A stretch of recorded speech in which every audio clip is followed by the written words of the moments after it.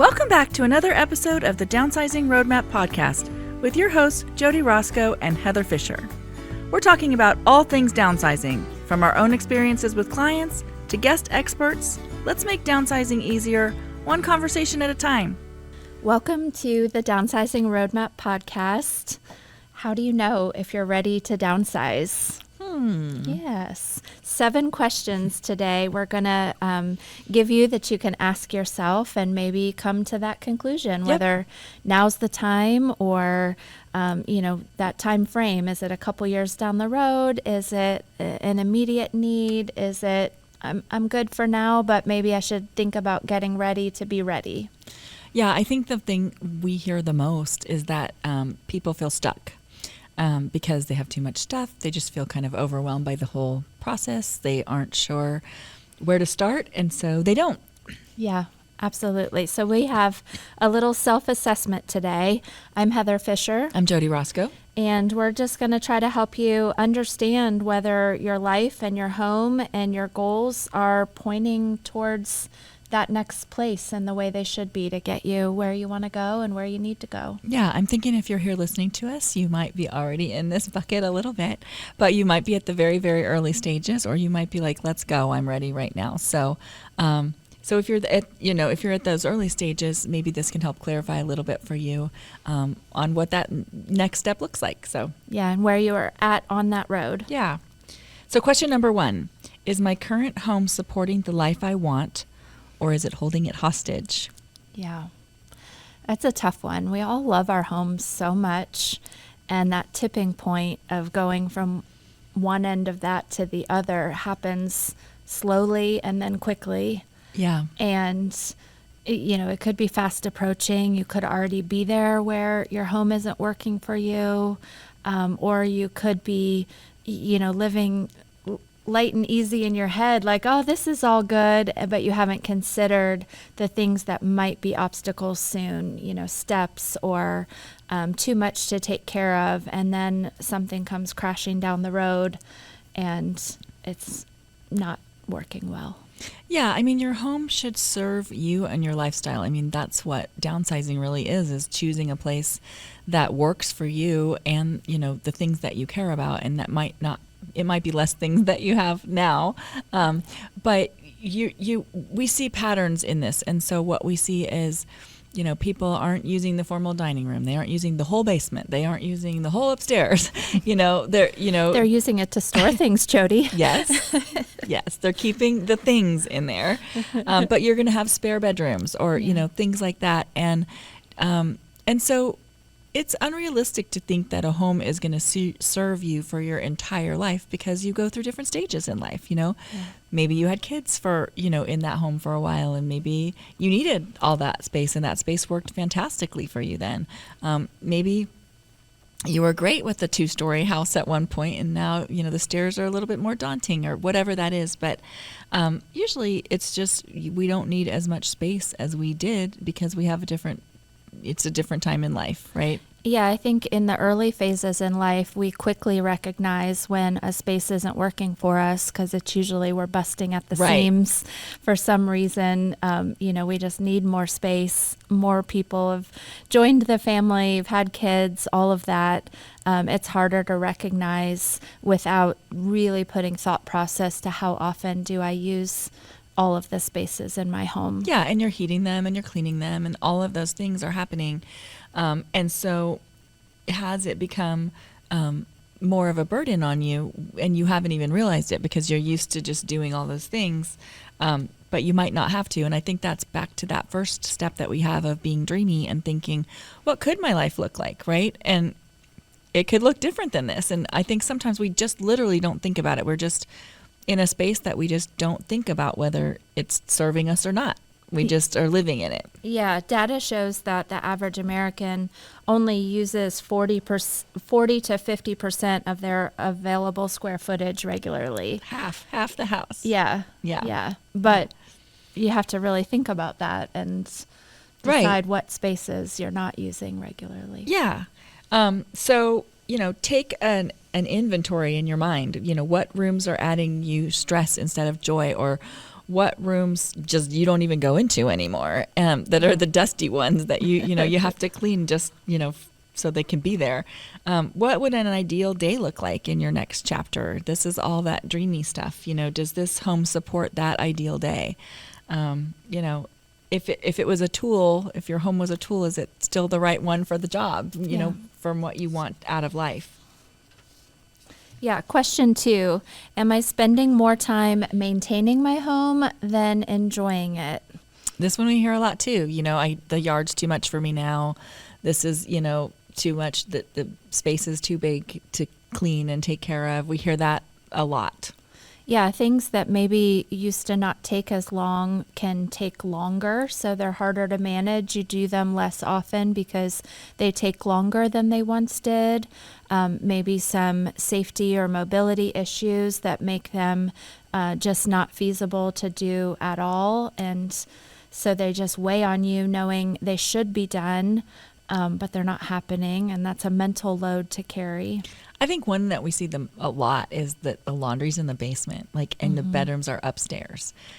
We live in a area that has a lot of basements. Yeah. But even if the laundry's downstairs and your bedroom's upstairs, carrying the laundry down 1 or 2 flights of stairs might have used to be just fine, and now that's not so great anymore. Yeah, with the laundry for sure, and sometimes even just up and down the stairs throughout the day, where you once maybe bounded up and down many times. Now you have to put a lot more thought process into, do I have everything I need from up here?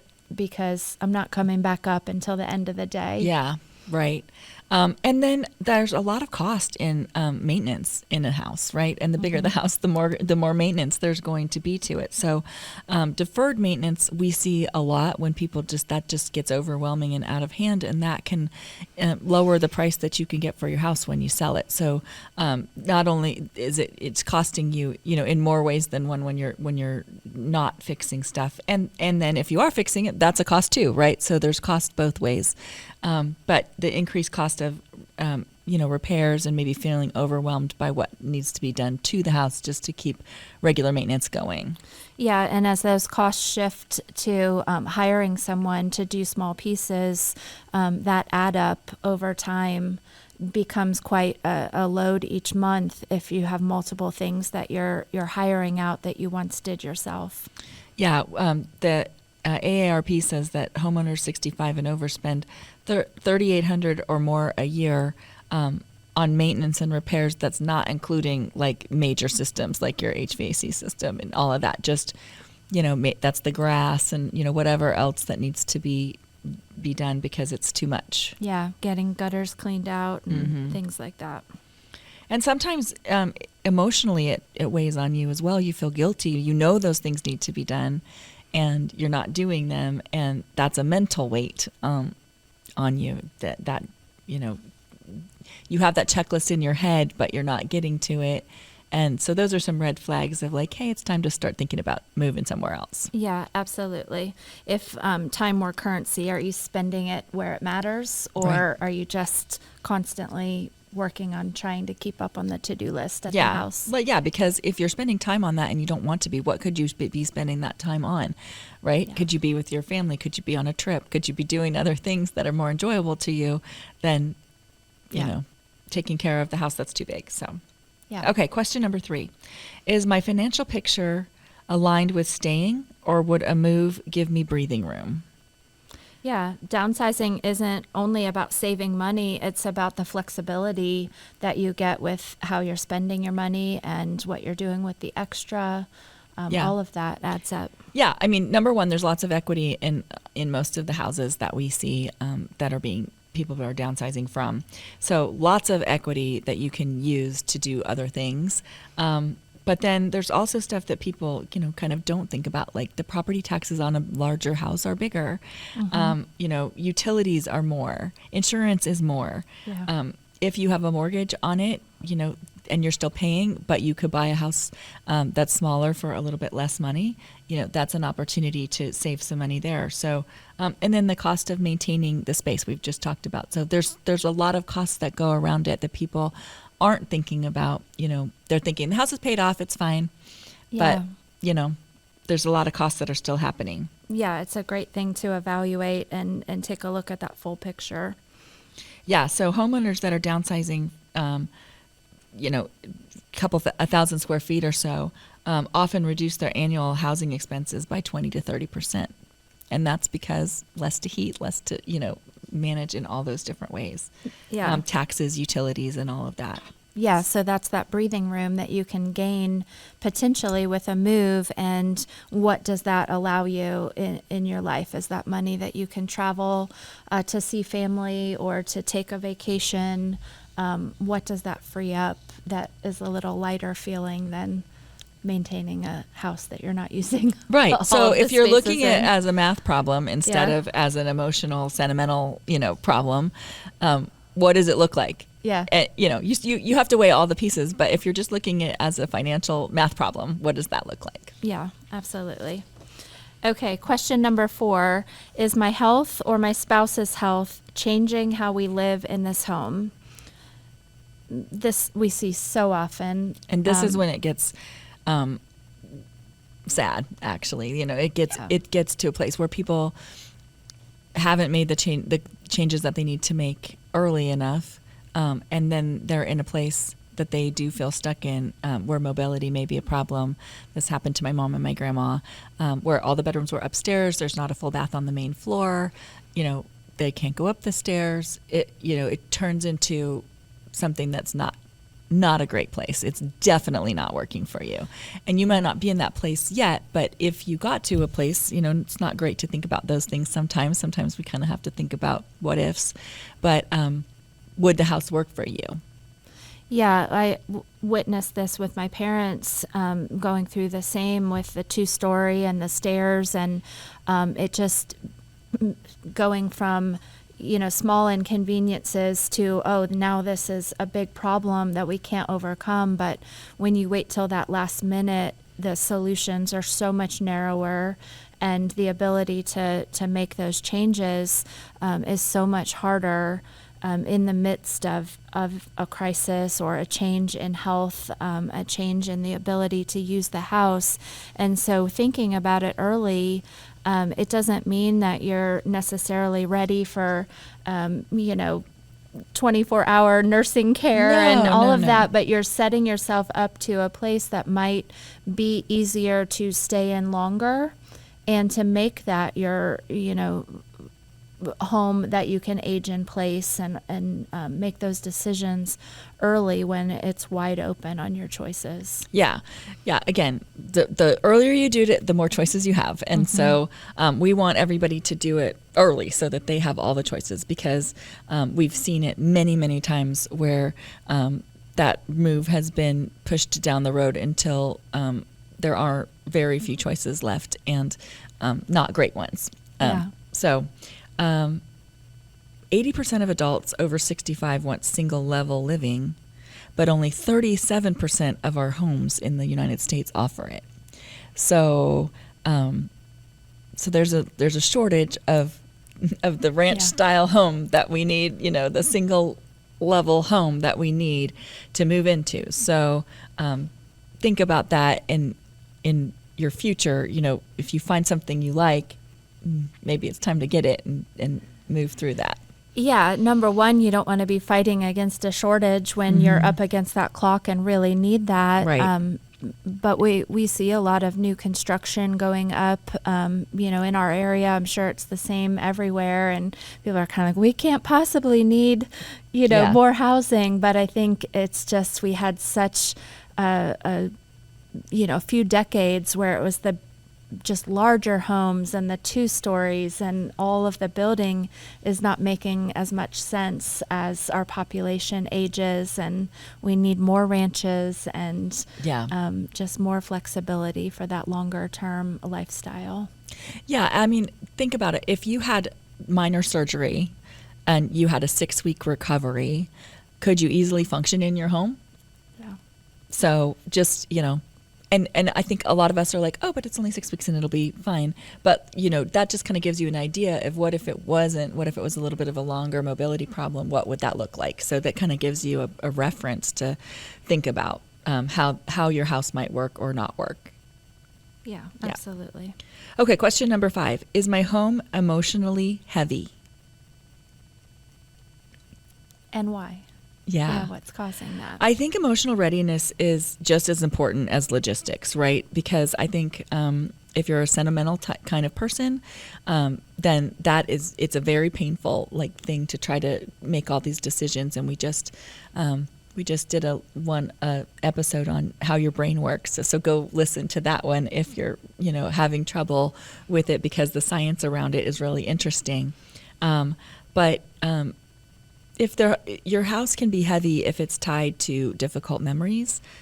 Sometimes that's comforting. Sometimes it's not. Sometimes it feels, heavy on you, having memories of people who may not be there anymore, or feeling stuck in old roles or years of unfinished projects, right? You had an identity that you were creating in that house, and you might have moved past it, but you are stuck in it because you're still in the house living in it.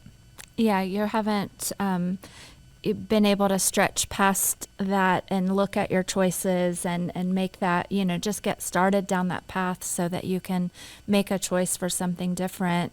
And you just kind of get in that rut of living with the things that are unfinished, or, living with way too many items from someone else that you're surrounded by, or just living with the memory and having fear of, that you'll feel like you're letting that person go if you move from a space when you've lost someone. Right. Where that's not the case at all. You can take that legacy with you and find ways for it to be wonderful at the next spot. Yeah, sometimes the weight is guilt around the stuff, and you feel like guilty for letting it go. Maybe it was somebody else's stuff that you've acquired, and now you don't know what to do with it, and you can't take it with you. Or maybe it's your own stuff and you have trouble letting go of that. But guilt can make things feel heavy. And maybe just you have outgrown the house, and you're not thinking about it like that. You're just living in it, but you actually have outgrown it, and you're ready to grow beyond it. And so you need to take those steps to make that happen. Yeah, you don't honor your past by storing it. You honor it by acknowledging it and, displaying some parts of it and just enjoying those memories. Yeah. So does your house make you have energy and feel great, or does it drain you, when you're walking from room to room? Is it like, there's all this stuff in this room and there's all this stuff in this room? Or is it like, I love sitting in this room and, drinking my coffee and reading my book here. It feels so great. So you can change that in your house that you have now if the house itself works and the stuff isn't working. Yeah. Or maybe it needs to be a whole new place. But, yeah, finding that new refreshed energy. Yeah. Yeah. Okay, question number 6. If I fast forward 2 years, would I regret staying or moving? So we find most of the time, I would say very, very few people say, I wish I hadn't done this. Everybody says, I wish I had done it sooner. Yeah, everyone that comes to our class, and then they come back to our class to visit with us and talk with us, and that's constantly the message we get. They're so much happier that they made the move. Their life is a little lighter. But I love this question because you're kind of forcing yourself from a different direction into that dream it part of it at the beginning of our plan. You're looking in that fast forward and looking through the lens of, okay, what if I did nothing? How am I going to feel about that? And that can really give you some clues as to whether it's time to do something or whether you're okay for a little bit. Well, and 2 years out gives you far enough to think. Like, it's not like next month or next, 6 months from now or whatever. It gives you kind of a good little future of like what might that look like. And if the stairs are a problem now, what are they going to be like in 2 years? Or if you're tired of mowing the lawn now, how are you going to feel about it in 2 years? Yeah. Or whatever that looks like. Think back to that dreaming. Think about what that is. And then imagine yourself both staying and going. What's harder if you stay? What's better? What's harder? What becomes possible if you move? What's easier? Yeah. Those 2 years are going to go by whether you do anything or not. So it's just deciding with that forward thinking lens what you want to accomplish and then breaking that down into, those chunks that can get you to where you want to be 2 years from now. We're always encouraging, even if you're not quite ready for a move, everybody's ready to get started, or we hope they will get started, even if they don't feel quite ready, so that you're just ready for the opportunities that come your way, or ready if, unfortunately something harder, a crisis, a health change comes, you're ready and you have that piece of just being ready to be ready. Yeah, people tend to regret inaction more than action. Like, so if you're thinking over your life, you would regret things that you didn't do versus things that you did do. Yeah. So think about that, and when you think about those 2 years from now, are you feeling which possibility do you feel relieved from? Do you feel like, oh gosh, it would be so great to be in a different place, I just can't see how to get there? Then that means you need to go. You need to start working on figuring out how to get there, and we can help you with all of those pieces. But if you're like, no, I love this place and it works great, Yeah. Yeah. Yeah. So question 7 goes hand in hand with that. We started to talk about it, but do I feel ready to begin even if I'm not ready to finish? Yeah. So this is that, it's okay to get started. I know this is in my future at some point. Am I ready to let my walls down and start with easy, start going through some junk drawers, start going through the pantry, and start building a little momentum, so you're testing the waters and just seeing, back to all that science we talked about last episode. Are you getting some dopamine hits from having a few cleaner spaces and, gathering information? If you haven't been out to tour any senior communities anytime recently, they're beautiful, they're wonderful. If that's something that's potentially on the horizon for the next 5 or 10 years down the road, just go get start getting yourself used to that comfort level of how wonderful they are, and make that a long-term plan. And a lot of them have waiting lists. Yeah.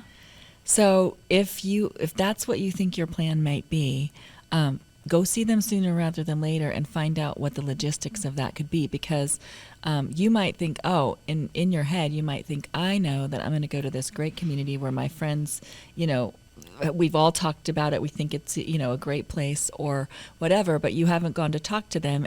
And so when you're ready, you're like, okay, I'm ready. And they're like, well, that's great. You can get one in 3 years.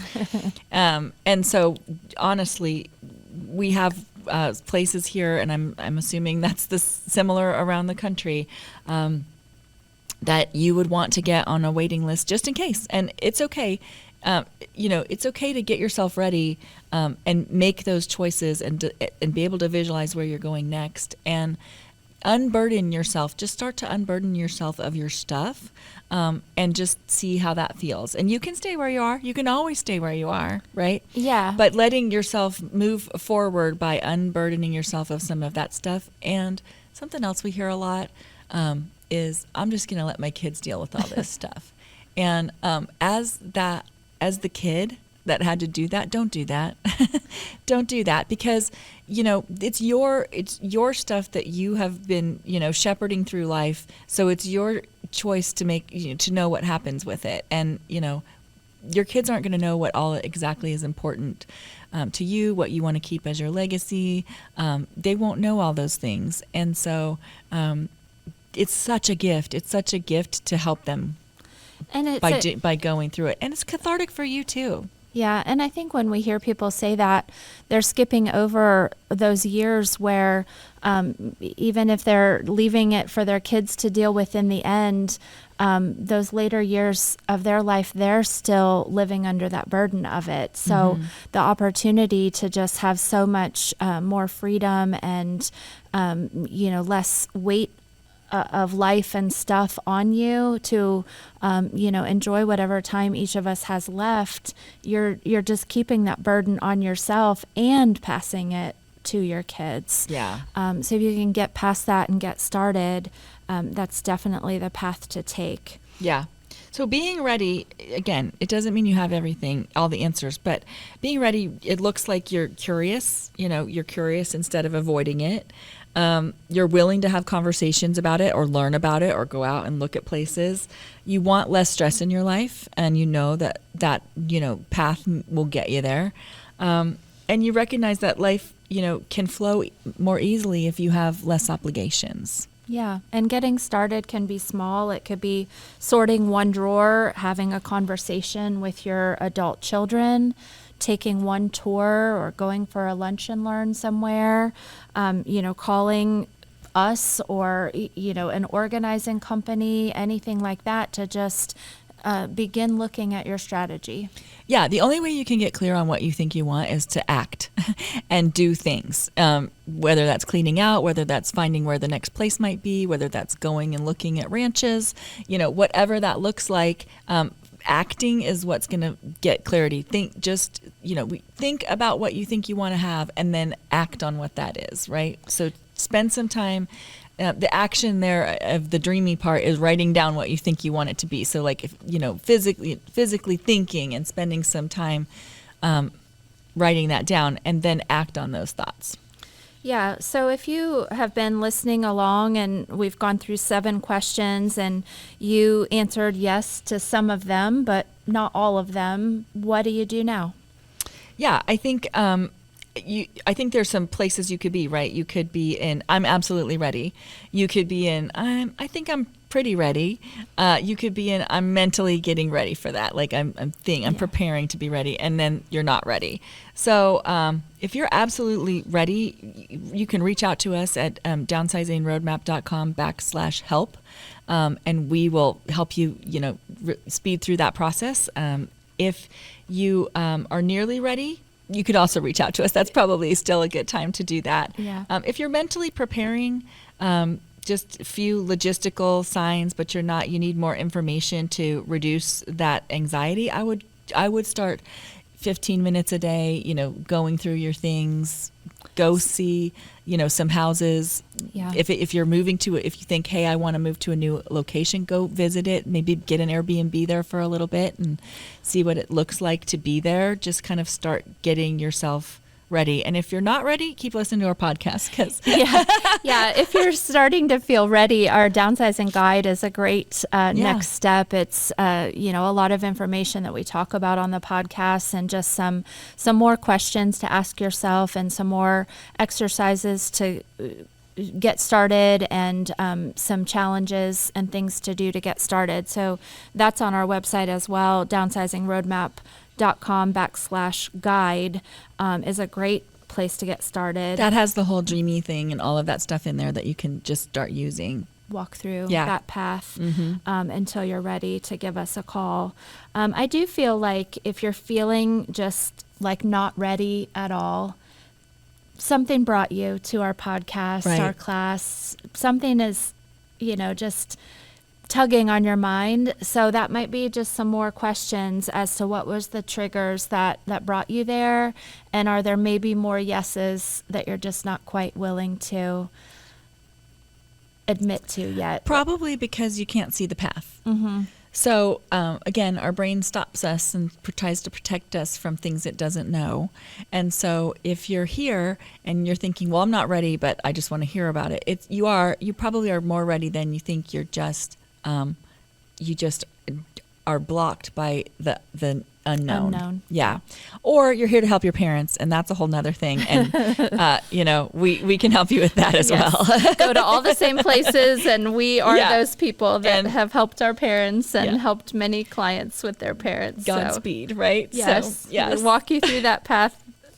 Yes. Yep. I was going to say easily. It's not always easy, but we will get you through it. We've done that. So not always easy, but it is necessary. So so this is a great place to take your own answers to these questions, and start a conversation with someone that's going to help you, through this next phase. Is that your partner, your spouse, to have a further conversation with them? Is it a time to have a conversation with your adult kids and see what pieces they might be able to give you some insight on, or some help or physical help to get started, or starting that conversation with us and helping bring some clarity to that strategy and that timeline. And even if it's a long way out, it's always good to just lay out that plan. Yep, for sure. You could start a downsizing journal or checklist. You can start with that guide, and then create a little notebook of where listing of places that you might want to go, or things that you want your future to look like.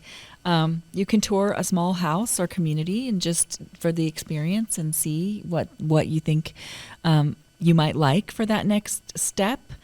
You can start cleaning things out in the area that's irritating you the most. That's where I would probably start. Whatever feels the heaviest and feels like, I need to get that off of my back. That's probably the thing that you've been avoiding. And that's the one that will make you feel the lightest once you get started, and help you with momentum. Yeah, and if any of these steps feel overwhelming to just get started in them, there are so many resources, some common sense, and some that when we started working in this arena years ago, we didn't even know some of them existed, but great, organizing resources, physical resources to help move things or organize at your current home, placement resources that can help you just ask those important questions when you go on tours, and know all of the communities in your area.